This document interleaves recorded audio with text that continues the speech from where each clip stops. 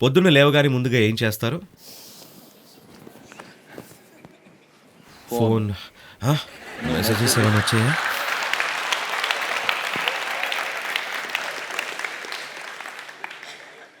సరే మీరొక పని చేయండి. పొద్దున్నే లేచి ఒక చిరునవ్వు నవ్వండి. ఎవరిని చూసి? ఎవరిని చూసి కాదు. నవ్వడం అనేది ఇతరుల గురించి కాదు. నవ్వు ఇది ఒక విధంగా ఉన్నప్పుడు వస్తుంది. అవునా? అవునా కాదా? అంతే కదండీ! మీరు ట్రైనింగ్ తీసుకున్న పీఆర్ వ్యక్తి అయితే తప్ప. అప్పుడు ఇలా నవ్వడం నేర్చుకుంటారు. లేదంటే నవ్వుకి కారణం మీ అంతర్గతంలో జరుగుతున్న విషయం. అంతేగాని ఎదురుగా ఎవరో ఉండడం కాదు. అవునా? పొద్దున్నే ముందుగా ఒక చిరునవ్వు నవ్వండి. కేవలం 20 సెకండ్లు పడుతుంది. సరేనా? ఓకే.